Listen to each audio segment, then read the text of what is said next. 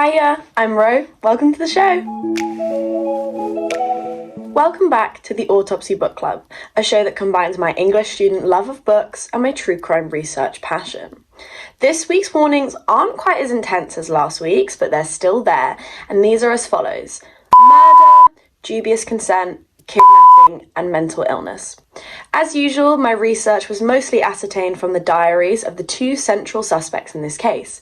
However, a movie was released in 2014 that dramatises and compiles the event of this case, which was very helpful in my research. You can go watch that. I'll have the link down below in the description. So, take a seat, pick up this week's book, and enjoy your time in the book club.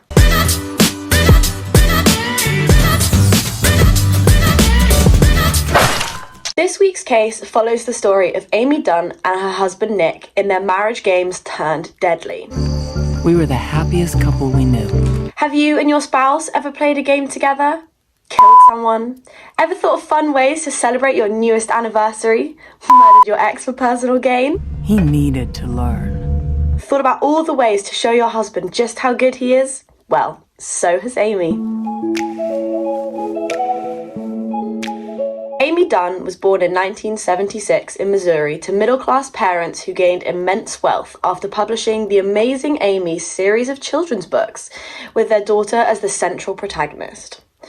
Amy has often been described by those around her as slightly reserved, but insanely smart and outwardly perfect in almost every way. Her husband, on the other hand, writes in his personal journal that although she seemed perfect at the start of their marriage, she quickly showed her manipulative and sociopathic behaviours.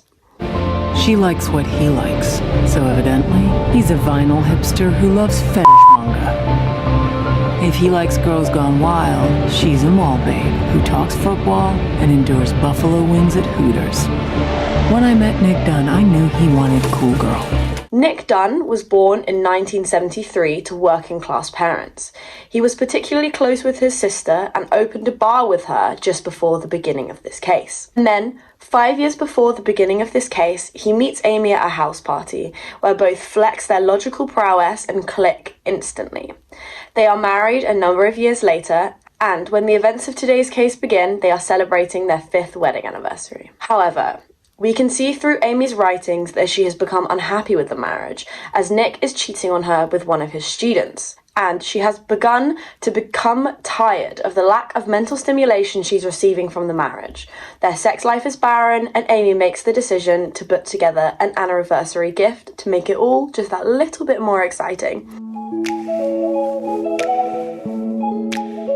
We first learn Nick and Amy's story, which I've already explained a portion of. However, it all goes downhill when Nick loses his job and opens up a bar with Amy's trust fund money with his sister.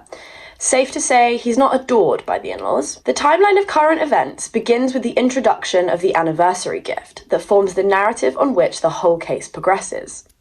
As we later learn, Amy has constructed a game for Nick to play, which is more deadly than the previous games she's constructed for him on their previous anniversaries, as this one aims to frame him for her murder. Amy goes missing on their anniversary, leaving only a single clue for Nick to follow, to which the police are alerted and immediately suspect Nick. Amy's diary tells us that she has been planning this elaborate setup as a way to punish Nick for cheating on her. Her public diary, which she uses to construct her story, says her husband hits her and the tensions have been rising in the marriage. Nick is immediately detained at this point into police custody. Evidence begins to appear over a number of days as Nick follows clues that the police and forensics team have been discovering. He follows Amy's private clues, the first piece of evidence being a cleanup, which Amy has constructed by letting her own blood, wherein she smeared blood all over the house and the cops accuse Nick of orchestrating a break-in and doing a quite pathetic cleanup job after murdering his wife. The next clue is Amy's public diary, which serves as the final nail in the metaphorical coffin, as she has written in it falsely, constructing a long-standing story of abuse and tension. Why would she murder her husband, you ask? Well, Amy's public diary shows that she had manipulated and then utilized the urine of a pregnant neighbor to fake a pregnancy to suggest that Nick has refused to be supportive of, and that's why she was killed. This neighbor also coincidentally provides testimony based on Amy's conversation that Nick is abusive and controlling, further pushing the police towards a conviction. In parallel to this, Amy has changed her appearance and moved into a motel, but she is robbed by her neighbors and is forced into using her charm on an ex-boyfriend. Meanwhile, Amy has created a series of false bank statements to further frame Nick using financial instability. He finds the answer to Amy's next clue in the shed where all these mysterious purchases have ended up. Nick utilizes the court of public opinion a couple of weeks later and follows Amy's game in order to get some reprieve from the public. Although still not coming clean about the affair with his student, much to his lawyer's dismay, as she later broadcasts the truth of her own situation. Amy, meanwhile, has gone back to her high school stalker ex, who is now a multi-millionaire.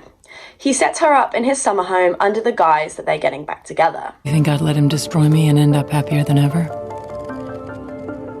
No f***ing way. However, this massively backfires on him as his controlling nature has led him to implement a camera system that Amy uses to her advantage when she fakes a rape and kills her ex on the grounds of self-defense. He is picked up by the police shortly after and examined, blaming her ex and taking the blame off of Nick, once again presenting their marriage as back on its way to perfection.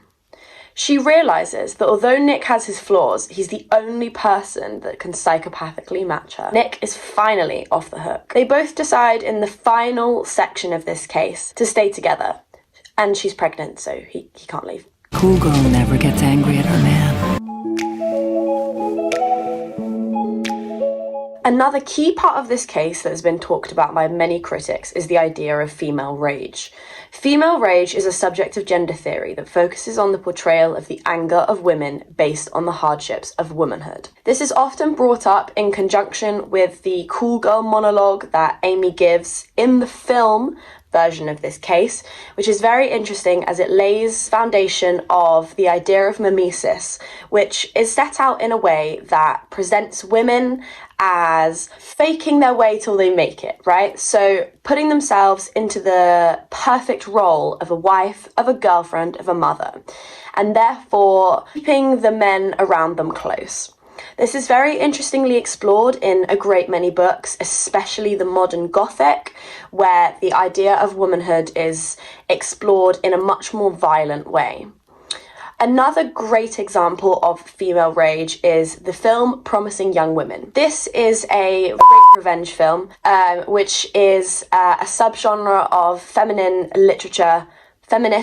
literature and film, which lays out the idea, a great many women who have been subjected to sexual assault, abuse, and many other similar situations can live out their fantasy of killing or punishing their rapist or their assaulter, which is something that they can't do in real life because it's a criminal offence.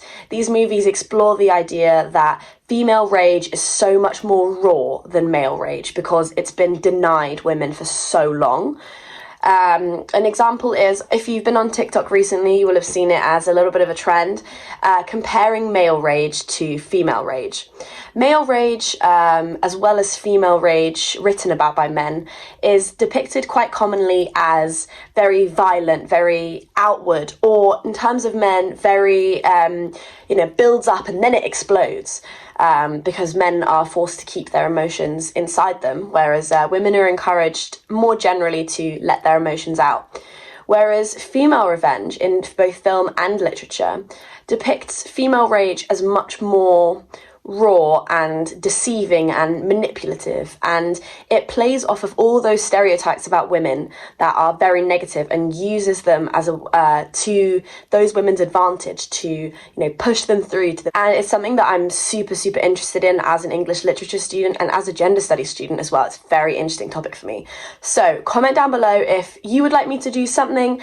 I was thinking of doing kind of autopsy analysis, which would be a semi-weekly series, maybe a bi-weekly weekly series where I would go into detail and explain and give my citations about all of these topics that I find really interesting that I include in my weekly episodes. So if you guys would like to see that, please do comment down below. I might start doing it anyway and see what the response is like, but I'd love to know you guys' opinion.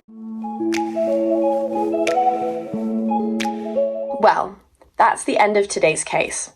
As a wrap up, I think what I've learned today is how important it is to, first of all, believe male survivors of abuse by women, but also to understand the rage that has built up in many women, that this movie depicts that kind of, what I imagine quite a lot of women want to do, manipulate and punish the men that have deeply, deeply hurt them. I hope you have enjoyed this week's episode and you'll join me for next week's episode where we look a little bit further back in history and join Our Lady of the Underground on her journey and her relationships. So join me then. See you later. Bye.